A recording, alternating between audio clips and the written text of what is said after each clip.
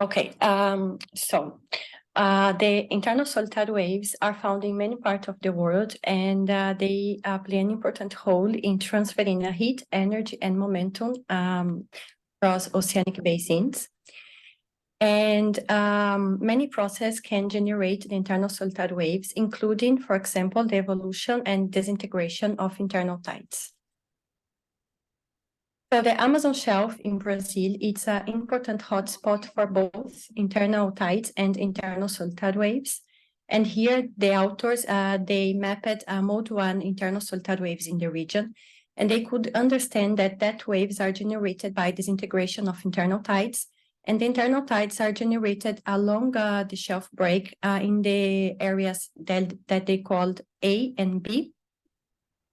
And a very recent study described 8 areas in the region where is it possible to generate internal tides.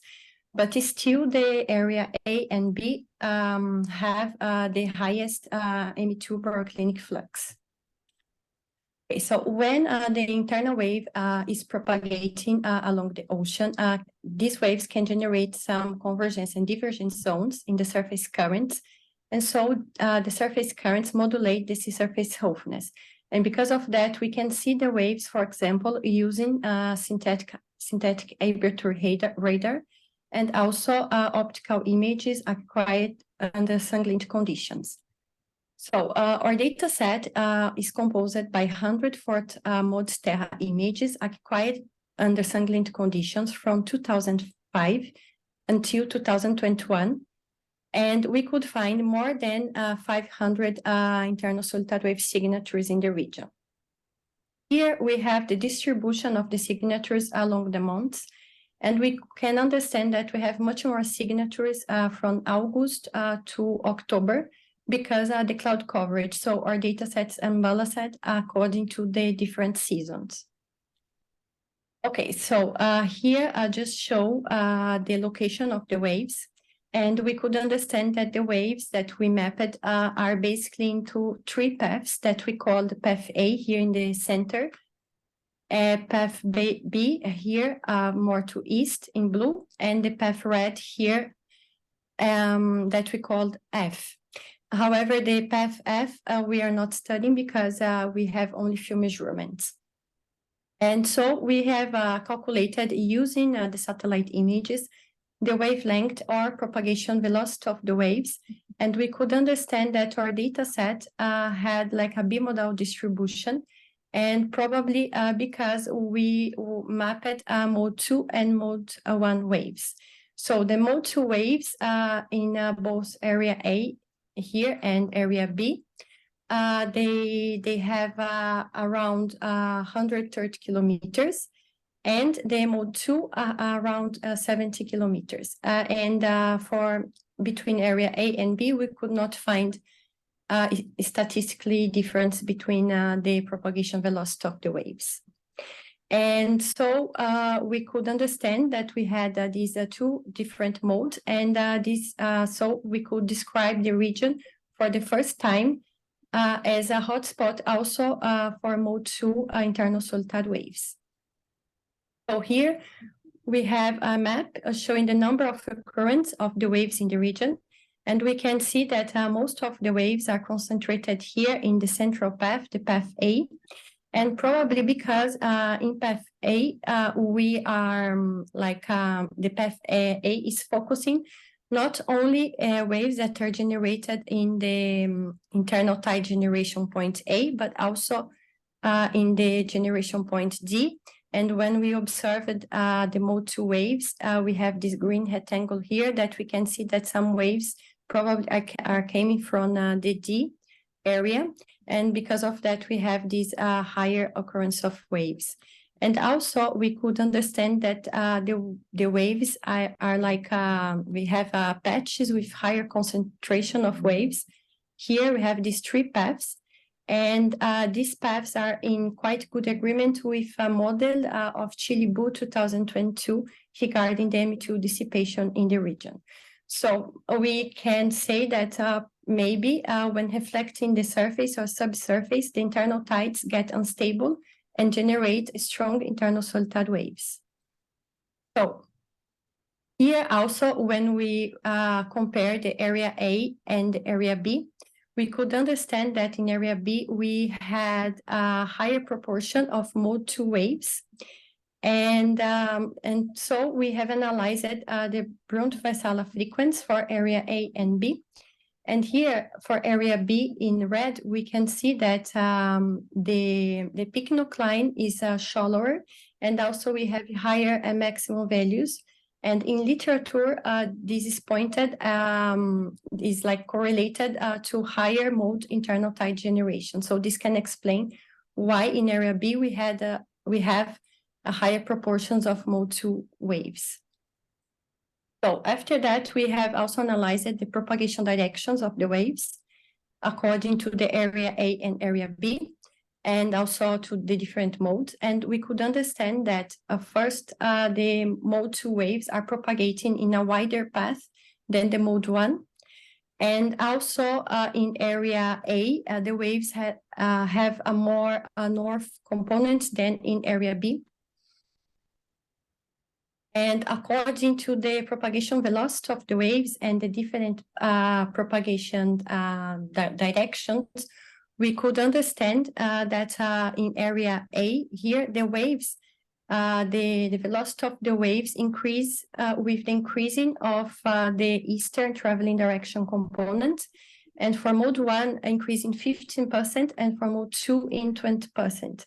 And so here in this map, we can see that we have a kind of axis here of waves with higher velocities.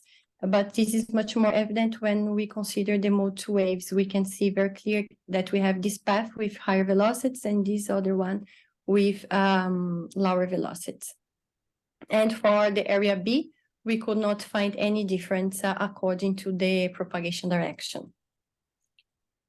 Okay, so after that, we have analyzed the current velocity, decomposed on the internal solid tide wave traveling direction in order to try to understand why we have this kind of difference between area A and B.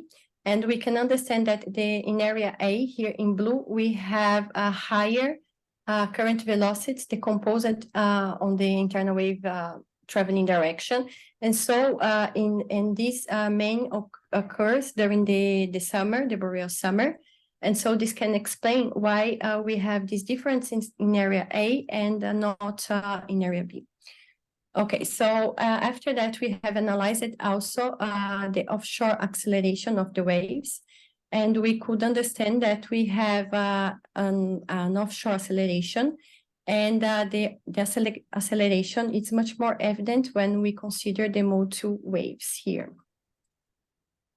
After that, we have analyzed also the tidal variability of the waves. And we could understand that we have much more internal solid tide waves during the spring tide.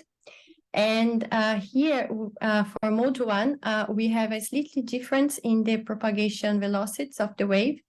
And during the neap tide, the velocities are slightly higher than during the spring tides. And for mode 2 waves, we could not find any difference in our data set. So we have analyzed also the propagation velocity of the waves according to the different seasons in the region.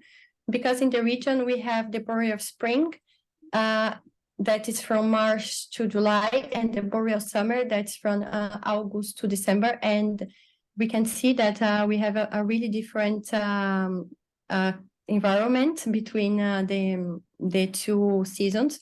So during the boreal summer, the currents are much stronger, and also we have a higher mesoscale activity.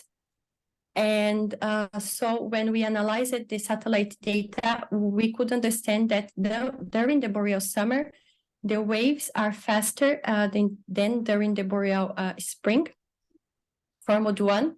And for mode 2 waves, there's no statistic difference. But as I said before, our data set's very unbalanced according to the seasons. So we have much more measurements during the boreal summer. And because of that, we have done some theoretical calculations to support our results. So we have used reanalysis data to calculate the theoretical velocity using the Taylor-Goldstein equation. And so we could have these results here, and they are in quite good agreement with the satellite data for mode 1. And for mode 2, using the reanalysis data, we could find actually a difference between the boreal spring and the boreal summer. Also in this case, during the boreal summer, the wave seems to be faster than during the boreal spring. However, this is different from our results using satellite data, but probably because we have only few measurements of mode 2 waves during the boreal spring. So maybe this is put some problem in our analysis. And also when we compare like the distribution of the waves according to the seasons, during the boreal spring, the waves are really concentrated here in this spot. And during the boreal summer, the wave seems to spread in the study area. And maybe because we have a much more complex environment. But again, we have a really difference in the data between the two seasons. So yeah, maybe this analysis can be also impaired because of that. And after that, we have done some also comparison between the boreal summer and spring. So here, for the Brunt-Väisälä frequency, during the boreal summer, here in red, we have a deeper pycnocline with lower maximums. And this is associated in literature to faster waves. So this can explain why we have faster waves during the boreal summer. But also during the boreal summer, we have stronger current velocities. And so maybe this difference can be explained by both factors. So stratification plus the currents in the study area. Yeah, so that's all. Thank you very much. And if you have some questions.